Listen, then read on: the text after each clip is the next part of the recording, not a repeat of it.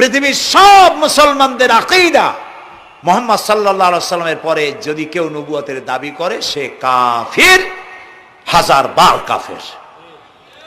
তারা যারা তাকে যারা নবী মানবে তারাও রাসূলুল্লাহ বলেছেন আমার পরে 30 জন মিথ্যেবাদী নবুয়তের দাবি করবে।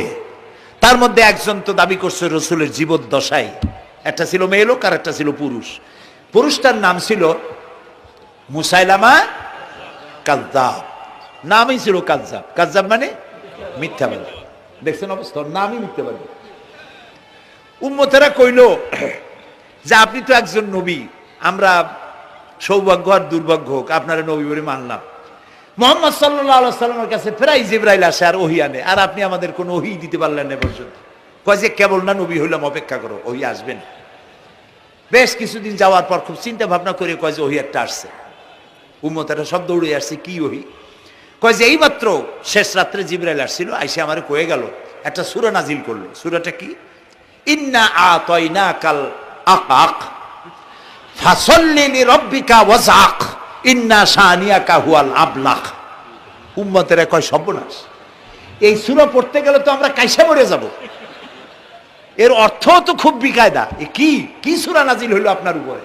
ইন্না আতাইনাকাল আকাক মানে আমি তোমাকে হুতুম পেশা দান করেছি, সুতরাং তুমি তোমার প্রভুর উদ্দেশ্যে নামাজ পড়ো আর চিৎকার মারো, কারণ তোমার শত্রুরা সাদা এবং কালো বর্ণের। আমরা তো আগামাথা কিছু বুঝলাম না, কি ওই? আচ্ছা ঠিক আছে, পয়গম্বর মুহাম্মদ সাল্লাল্লাহু আলাইহি সাল্লামকে তার উম্মতেরা নিয়ে যায় তাদের বাগানে, মাঝে মধ্যে নিয়ে যায়। নিলে পরে যে কুয়ায় পানি থাকে না, শূন্য কুয়া পানিতে ভরে যায়। যে গাছতলা দিয়ে তিনি হেঁটে যান, যে খেজুর গাছে খেজুর নাই সেই গাছতলা দিয়ে রাসূল হেঁটে গেলেন, গাছে ফল ধরে যায়। আপনি তো এরকম কিছু দেখাইতে পারেন না। তোমরা তো আমার নেও না, চলো না যাই। নিয়ে গেছে, যাইয়া দেখে যে কুয়ার পাড় দিয়ে যায়, যে কুয়ায় পানি থাকে তা থাকে না, শুকায় যায়। যে গাছ তলায় দিয়ে যায় ওই গাছে খোরমা থাকলে সাথে সাথে খরু ঝরে যায়। উম্মতের কয় কি একটা কপাল পড়া নবী পাইলাম বাগে। আল্লাহ তারে শেষ করছে দুনিয়া থেকে, জাহান্নামে চলে গেছে। সেই মহিলাটাও গেছে, সেও গেছে। রাসূলুল্লাহ বলেছেন এইরকম 30 জন মিথ্যাবাদী নবুয়তের দাবি করবে কিয়ামতের আগ পর্যন্ত। গোলাম আহমদ কাদিয়ানী, এ হলো ইতিহাসে আমরা যত পাই তার পর্যন্ত 28 জন হয়েছে। মুহাম্মদ সাল্লাল্লাহু আলাইহি সাল্লামের ইন্তেকালের পর ওকে নিয়ে হয়েছে 28 জন। কয়জন হইল? বাকি আছে কয়জন? তাই বলে কিয়ামত যে এই 2 জন হইলি আগামী বছর বা 5-6 বছরের মধ্যে কিয়ামত হবে ওইটা চিন্তা করেন না। এই পৃথিবীতে একটা লোক আল্লাহ শব্দ উচ্চারণ করার যদি থাকে কিয়ামত সে পর্যন্ত হবে না। সুবহানাল্লাহ।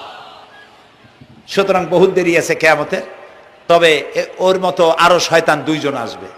গোলাম আহমদ কাদিয়ানী বলল আমি পয়গম্বর, আমি নবী, আমার উপরে ওহী আসে। তো তার সঙ্গে ওই যুগের বড় আলেম মাওলানা আতাউল্লাহ শাহ বুখারী রহমতুল্লাহ আলাইহি, তিনি বললেন আচ্ছা তুমি যে নবুয়তের দাবি করো এই শক্তি তুমি পাও কই? কয় যে আমার শক্তি তো কোরআন, কোরআনের মধ্যেই আছে আমার কথা। কোথায়? কয় সূরা সফের মধ্যে আছে, ইয়াতি মিন বাদি ইসমুহু আহমদ।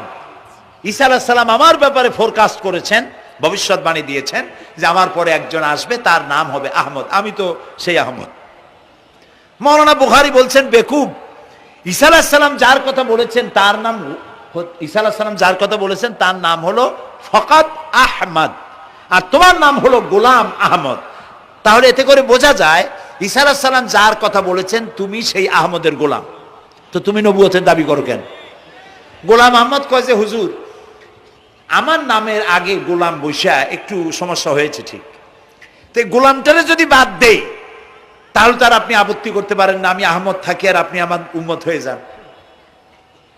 আমি আমার কথা ঈসা আলাইহিস সালাম বলেছেন।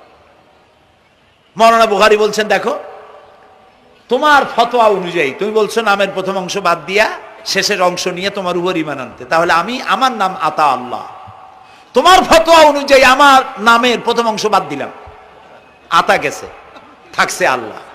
আর আল্লাহ হয়ে বলছি তোর মতো গাধারে আমি নবুয়ত দেই নেই। এরপর এই শয়তানের মৌত হলো কোথায়? বলেন কোথায়? পায়খানার ভিতরে। এই কাদিয়ানীরা, গোলাম মোহাম্মদ কাদিয়ানী কাফের, ওরে যারা নবী বলে মানে তারাও কাফের।